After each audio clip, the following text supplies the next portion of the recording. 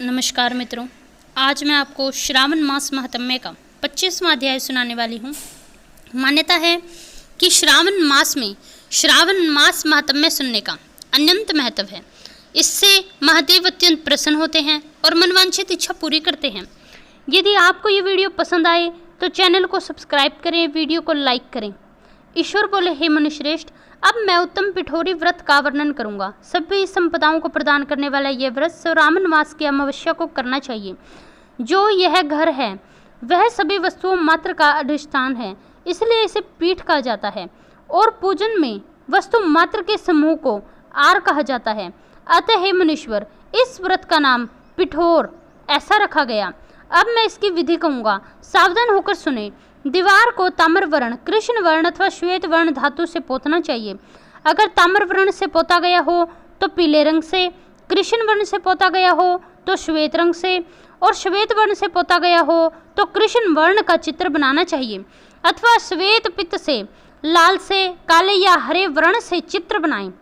मध्य में पार्वती सहित शिव की मूर्ति अथवा शिवलिंग को बनाकर विस्तृण दीवार पर संसार के अनेक चित्रों को बनाएं।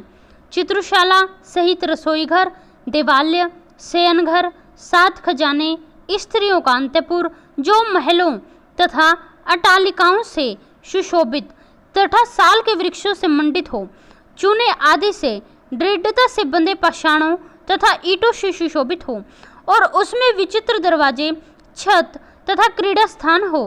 इन सभी को चित्रित करें।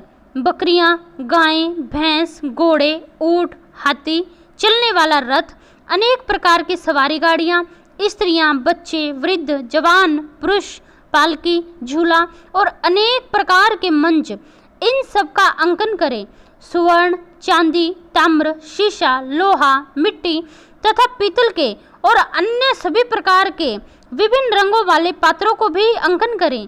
शयन संबंधी जितने भी साधन हैं, चारपाई, पलंग, बिस्तर, तकिया आदि, बिल्ली, मैना, अन्य और भी शुभ पक्षी, पुरुष तथा स्त्रियों को अनेक प्रकार के आभूषण बिछाने तथा ओढ़ने के जो वस्त्र हैं, यज्ञ के जितने भी पात्र हैं, मंथन के लिए 2 स्तंभ व 3 रस्सियां, दूध, मक्खन, दही, तक्कर, छाछ, घी, तेल, तिल, इन सभी को भी दीवार पर लिखें। गेहूं, चावल, अरहर, जौ, मक्का, वारतानल, इस प्रकार का अन्न होता है। चना, मसूर, कुल्थी, मूंग, कांगनी, तिल, कोंदो, काटसी नामक अन्न, सावा, चावल, उड़द, ये सभी धान्य वर्ग भी अंकित करें। शील, लोटा, चूल्हा, झाड़ू, पुरुष व स्त्री के सभी वस्त्र, बांस तथा तृण से बने हुए सूप आदि, ओखली, मुसल, 2 यंत्र, चाकी तथा दरेता, पंखा, चवर, छत्र, जूता, 2 खड़ाऊ, दासी, दास, नौकर, पोय वर्ग, तृण आदि पशुओं का आहार, धनुष, बाण, एक प्रकार का अस्त्र, खड्ग, भाला, बर्छी, ढाल, पाश, अंकुश, गदा, त्रिशूल, भिंदीपाल, तोमर, मुदगर, फरसा, पट्टिश, भिशुंडी, पृग, चक्रयंत्र आदि, जल यंत्र, दवात, लेखनी, पुस्तक, सभी प्रकार के फल, छुरी, कैंची, अनेक प्रकार के पुष्प, बिल्व पत्र, तुलसी दल, मशाल, दीपक तथा दीवट आदि अनेक साधन, अनेक विध खाने योग्य शाक तथा पकवानों में जितने भी प्रकार हैं, उन सभी को भी दीवार पर अंकन करें।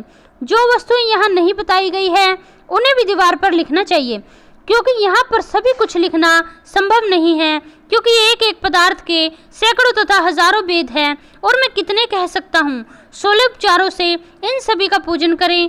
पूजन में अनेक प्रकार के गंध, द्रव्य, पुष्प, धूप तथा चंदन अर्पित करें। ब्राह्मणों, बालकों तथा सौभाग्यवती नारियों को भोजन कराएं। उसके बाद पार्वती सहित शिव से प्रार्थना करें, मेरा व्रत संपूर्ण हो।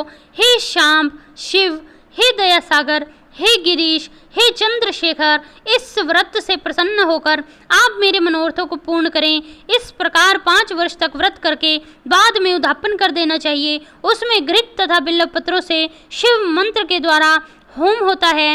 एक दिन अधिवासन करके सर्वप्रथम ग्रह होम करना चाहिए। आहुति की संख्या 1008 अथवा 108 होनी चाहिए।